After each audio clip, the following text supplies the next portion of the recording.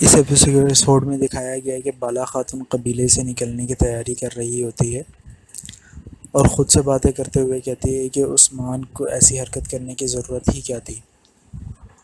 گرجان خاتون کی باتیں یاد کرتے ہوئے اسے اور بھی غصہ آ جاتا ہے۔ وہ ساری باتیں یاد کرتے ہوئے اسے اور بھی شدید غصہ آتا ہے اور وہ اپنے گھوڑے کو کھول رہی ہوتی ہے۔ وہاں ایک سپاہی آ جاتا ہے اور اسے کہتا ہے کہ بالا خاتون آپ کہاں جا رہی ہیں؟ قبیلے سے باہر جانے کی اجازت کسی کو بھی نہیں ہے۔ سردار گندوس نے کسی کو بھی قبیلے سے باہر جانے سے منع کیا ہے، لیکن وہ اس سپاہی کی کوئی بات نہیں سنتی اور وہ وہاں سے اپنے گھوڑے کو لے کر چلی جاتی ہے۔ اور دوسری طرف جہاں عثمان چچا اور اس کے گھر والوں کو قیدی بنا چکا ہوتا ہے، عثمان کی اس حرکت پر اس کے چچا دندار بہت شدید غصہ ہوتے ہیں اس پر، اور کہتا ہے کہ بالگاہے کے سپاہی گوگتک کے ساتھ تم نے ہمیں قیدی بنایا ہے۔ جواب میں عثمان انہیں کہتا ہے بہت سی زندگی ختم کی ہے آپ نے، آپ کی موت بھی آسان نہیں ہوگی، پہلے آپ حساب دیں گے۔ اور پھر یہاں عثمان زہرا خاتون کی طرف دیکھ کر کہتا ہے کہ زہرا خاتون نے دشمنوں کے ساتھ تعاون کیا ہے اور اس پر گندوز بھائی انہیں قبیلہ بدر کریں گے، لیکن میں آپ کی آنکھوں میں آنکھیں ڈال کر ان کی جان لوں گا۔ اور یہ کہتے ہی عثمان اپنے چچا دندار کے سر سے اس کی ٹوپی بھی اتار دیتا ہے، جس پر وہ اور شدید غصہ ہو جاتا ہے۔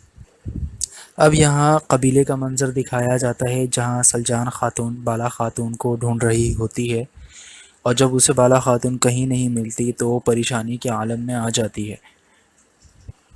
تبھی ایک سپاہی سلجان خاتون کی طرف آتا ہے اور انہیں بتاتا ہے کہ بالا خاتون کو میں نے منع کیا تھا قبیلے سے باہر جانے کے لیے، یہاں تک کہ میں نے انہیں سردار کا فرمان بھی بتایا، لیکن انہوں نے میری ایک نہیں سنی اور وہ قبیلے سے چلی گئی۔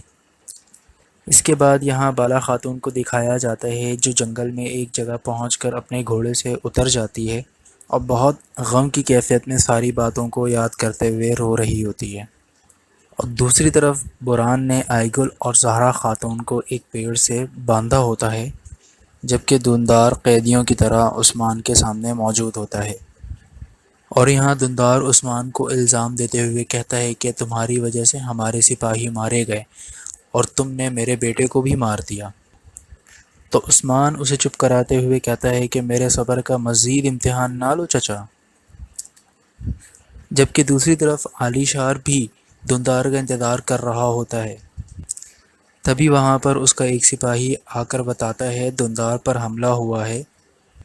اس سپاہی کی بات سن کر علی شار اور منگول کمانڈر اور اسے کچھ سپاہی اس کے ساتھ دندار کے پیچھے روانہ ہو جاتے ہیں۔ یہاں عثمان دندار کو کہتا ہے کہ علی شار نے تمہیں عبد الرحمن کے پاس سے اغوا کیا اور عبد الرحمن غازی کو مارنے کی کوشش کی، اور اس نے میرے بھائی بطور کو بھی مار دیا، لیکن یہ سب آپ کو دکھائی نہیں دیتا۔ جبکہ دندار جواب میں کہتا ہے مجھے تمہارے کسی بات پر یقین نہیں ہے۔ تو عثمان کہتا ہے اپنے اندر کا ضمیر مطمئن کرنے کے لیے حقیقت کو جھٹلائیں گے آپ، جبکہ آپ بابا کا منصب ہتھیانے کی کوشش کرتے رہے، ان کی غیر موجودگی کا فائدہ اٹھا کے کس قدر لالچی ہو گئے کہ علی شار کے ساتھ مل گئے، یہ جانتے ہوئے کہ اس نے آپ کے بیٹے کا قتل کیا۔ یہ ساری باتیں عثمان کی سن کر بھی دندار عثمان پر یقین نہیں کرتا۔ تو بالا آخر عثمان کہتا ہے کہ آپ کو علی شار کے سامنے لاؤں گا، پھر حقیقت اس کے منہ کے سامنے ہوگا اور آپ خود اس کے منہ سے ساری حقیقت سنیں گے۔ اور یہاں قبیلے میں بامسی اور گندوز کو بھی سلجان خاتون سے پتہ چل چکا ہوتا ہے کہ بالا خاتون قبیلے سے جا چکی ہے۔ دوسری طرف ہم دیکھتے ہیں علی شار اور منگول کمانڈر اور اس کے سپاہی سارے موقع پر پہنچ چکے ہوتے ہیں، جبکہ علی شار کو وہاں پر دندار کی ٹوپی مل جاتی ہے۔ اس بات پر علی شار کہتا ہے کہ میں دندار کا پتہ کرنے قائی قبیلہ جا رہا ہوں، جبکہ باقی سپاہیوں کو منگول کمانڈر کے ماتحت کر دیتا ہے اور یہیں رکنے کا حکم دیتا ہے۔ اور یہ سارا منظر عبد الرحمن ایک جگہ چھپ کر دیکھ رہا ہوتا ہے۔ اب اس ایپیسوڈ میں ایک نئی سازش بھی دکھائی گئی ہے جہاں بہادر سارے سرداروں کو ایک مخصوص جگہ بلا کر کہتا ہے کہ بہن آئی گل کی شادی کے دن ہم اپنے دشمنوں کا گلا گھونٹ دیں گے۔ اور ایک سردار کے پوچھنے پر وہ جواب دیتا ہے کہ آئی گل کی شادی حویلی میں ہے اور سارے سرداران عالی شار کے ہمراہ روانہ ہوں گے، اور جب وہ واپس آئیں گے تو اپنے معزز سردار کو منتخب پائیں گے۔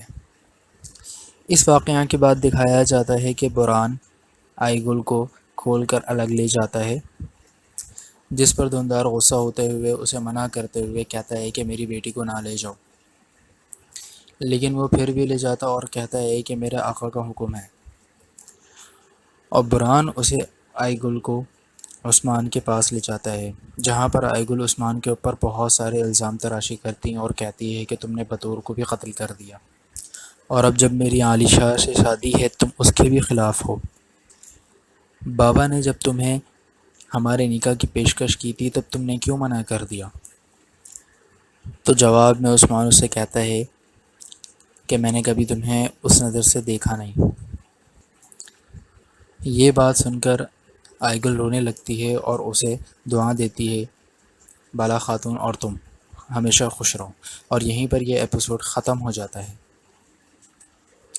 اگر آپ لوگوں نے چینل کو سبسکرائب نہیں کیا تو سبسکرائب کر لیں